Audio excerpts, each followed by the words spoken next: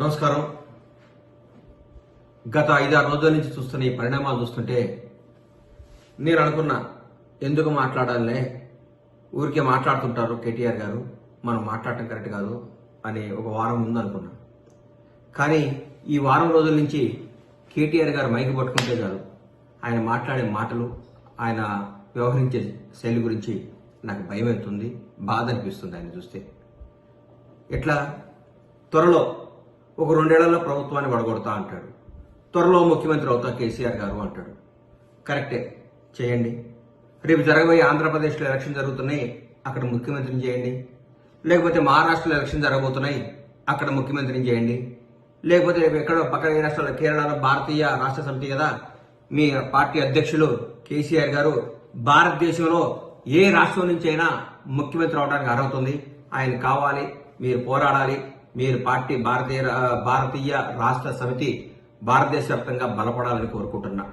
అట్లాగే 4 ఎమ్మెల్యేలు వచ్చి ముఖ్యమంత్రి గారిని కలిస్తే ఉలిక్కిపడి నిద్రపోకుండా ఆగమాగం అయిపోయి అసలు ఏదో కొంపలు విరిగిపోయినట్టు, ఎందుకు సార్ అంతా వాళ్ళని మానసికంగా హింసించి ప్రెస్ మీట్లు పెట్టించి మీరు స్క్రిప్ట్ రాసిచ్చి దాన్ని చదవండి అని చెప్పించారు. వాళ్ళు ఒక 2 లక్షల మందికో 2.5 లక్షల మందికో ఓట్లే ఒక ప్రతినిధిగా ఉన్నప్పుడు వాళ్ళ సమస్యలు ముఖ్యమంత్రి గారిని కలిసి చెప్పుకోవద్దా? ముఖ్యమంత్రి గారిని కలవద్దా? ఇది ప్రజాస్వామ్యం కాదా? ఎక్కడ పోతున్నారు సార్ మీరు? ఎందుకు అంత భయపడతారు? అంత బంధించి బర్రెల్ని కట్టేసినట్టు కట్టేపించుకొని మీ చెప్పు చేతుల్లోనే మీ చెప్పు చేతుల్లోనే రాష్ట్ర ప్రజలు ఉండాలని జనాన్ని అందరినీ ఊరికే అది చేస్తాం, ఇది ఇయ్యకుంటే ఇది చేస్తాం, తిరగబడతాం, ఎగబడతాం, కోస్తాం, నరికేస్తాం, ఏందేందో మాట్లాడతారు. ఎందుకు సార్ కేటీఆర్ గారు మీరు దయచేసి మాట్లాడకండి సార్ అట్లా. ఇది ప్రజాస్వామ్యం. ఇప్పుడు కాంగ్రెస్ పార్టీ తెలంగాణ రాష్ట్రాన్ని పరిపాలిస్తుంది. గౌరవనీయుల ముఖ్యమంత్రి రేవంత్ రెడ్డి గారు, మా మంత్రివర్గం అందరూ బ్రహ్మాండంగా చేస్తున్నారు. జరుగుతున్న పనులు 45-46 రోజుల్లోనే ఇది కుంపలారిపోయినట్టు రోజు ప్రెస్ మీట్, గూగుల్ పే చేయటం, ప్రెస్ మీట్ పెట్టడం, గూగుల్ పే చేయటం, ప్రెస్ మీట్ పెట్టడం. ఇది కాదు సార్. ఎట్లా ప్రజలకు ఏం చేయాలి? మీరు చేసిన తప్పులేంది? మీరు ఎందుకు ఓడిపోయారు? కొద్ది పర్సెంట్తోనే ఓడిపోయి ఉన్నారు. మీరు గెలిచింది చాలా పెద్ద పర్సెంట్తో గెలిచారా సార్ ఇంతకుముందు? మీరు ఎప్పుడన్నా ఫస్ట్ టైం మీకు 62 సీట్లు వచ్చినాయి సార్. 62 సీట్లతో మీరందరినీ అభివృద్ధి పేరుతో, ఇప్పుడు నేను మిమ్మల్ని ఏమన్నా అభివృద్ధి పేరుతో, రాష్ట్రాన్ని అభివృద్ధి పేరుతో మా కాంగ్రెస్ ఎమ్మెల్యేలందరినీ, అప్పటి తెలుగుదేశం ఎమ్మెల్యేలందరినీ కూడా మీ చెంతనే చేర్చుకున్నారు.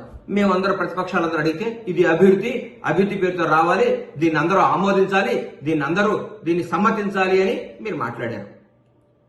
తర్వాత ఉత్తమ్ కుమార్ రెడ్డి గారి నాయకత్వంలో మేము ఎలక్షన్ చేయడం జరిగింది. మాకు అప్పుడు మేము ఓటమి చెందాం.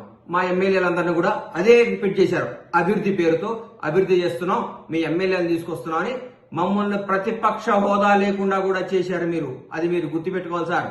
మీకు ఒక న్యాయం, మీరు చేస్తే సంసారం, మేము చేస్తే తప్ప. మీకు ఒక న్యాయం, మాకు ఒక న్యాయమా? మేము ఇప్పుడైతే తెలంగాణ రాష్ట్ర ముఖ్యమంత్రి పోస్ట్ ఖాళీగా లేదు. 5 ఏళ్ల తర్వాత ఎలక్షన్లు వస్తాయి. ఇంకో 10 ఏళ్ల వరకు కాంగ్రెస్ ప్రభుత్వం ఉంటుంది. మాకు ఇందులో ఏమాత్రం డౌట్ లేదు. మీకేమన్నా అంతగా ముఖ్యమంత్రి కావాలి, అర్జెంటుగా పదవులు చేపట్టాలి, రాష్ట్రాన్ని అది చేయాలి ఇది చేయాలనుకుని ఉంటే మీరు వేరే రాష్ట్రాలకు వెళ్ళి, కొత్తగా బీఆర్ఎస్ పార్టీ కదా, భారతీయ రాష్ట్ర సమితిని కాబట్టి మీరు ఎక్కడైనా ఇంప్రూవ్ చేసుకోండి, డెవలప్ చేసుకోండి, పనిచేయండి. కానీ ఇక్కడ మాకు చాలా పనులు ఉన్నాయి. అవినీతి మొత్తం ఒక్కొక్కరు తిమ్మింగ్రాలు, ఒక చిన్న ఆఫీసరు, మీ చెప్పు చేతుల్లో ఒక చిన్న ఆఫీసర్ని పట్టుకుంటేనే ఒక 1000 కోట్లు వచ్చినాయి. ఇవాళ 1000 కోట్లు.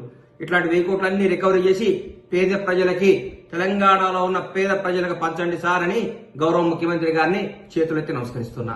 సార్ ఇట్లాంటి చాలా తిమ్మింగ్లాలు ఉన్నాయి, పెద్ద సొర చేపలు ఉన్నాయి, ఈ చేపలను పట్టండి సార్. పెద్ద పదవుల్లో ఉన్నారు. ఈ హైదరాబాద్ చుట్టుపక్కలే చాలా పెద్ద పదవులు చేసిన అందరూ పట్టుకుంటే దాదాపు మీకు 10,000 కోట్లు వస్తే చాలా రైతు బంధు, ఇంకో బంధు వెళ్ళిపోద్ది మనకి ఒక కార్యక్రమం. ఇట్లా ఈ అవినీతి చేస్తేనే, ఈ అవినీతిని నిర్మూలిస్తేనే మనం బ్రహ్మాండంగానే 6 గ్యారెంటీలు చేయగలుగుతామని మాకు నమ్మకం ఉంది.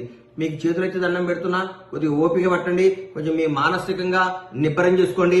మేము ఓడిపోయినాం, మేము ప్రతిపక్షంలో ఉన్నాం, మాకు ఇబ్బంది, రాబోయే భవిష్యత్తులో మంచి పనులు చేసి ఇంకా కొంచెం మంచిగా జనంలో చొచ్చుకుపోయి జనాన్ని ప్రేమగా ఎలా పొందాలో ఆలోచించండి. కానీ ఊరికే ఎట్లా గవర్నమెంట్ అధికారం ఇస్తారని జనం మీద తీసుకొని నాయకుల్ని హింస పెడితే మీకు ఏమాత్రం న్యాయం జరగదు కాక మిమ్మల్ని ఆల్రెడీ జనం అందరూ అనుకుంటున్నారు. సరే ఆయన ఎక్కడైనా చూపించండి సార్, కొంచెం కేరళ కన్నా ఎక్కడికైనా పోయి ట్రీట్మెంట్ చేయండి సార్, కేటీఆర్ గారు ఆగమాగం అయిపోతున్నాడు అంటున్నారు. దయచేసి మీరు మాకు పెద్ద చాలా పెద్ద ఉన్నతమైన స్థాయిలో ఉండి వచ్చిన కేసీఆర్ గారి అబ్బాయిగా మిమ్మల్ని గౌరవిస్తున్నాం. రాష్ట్ర నాయకులు కేసీఆర్ గారి అబ్బాయిగా మీకు గౌరవిస్తున్నాం, అభిమానిస్తున్నాం. అందుకంటే మిమ్మల్ని మేము ఏ విధంగా మేము చూడం. మీరు ఎప్పటికీ మా కేసీఆర్ గారి అబ్బాయే. మీరు నాన్నగారి పేరు చెడగొట్టకండి, మీ నాన్నగారి పేరు నాగం చేయకండి.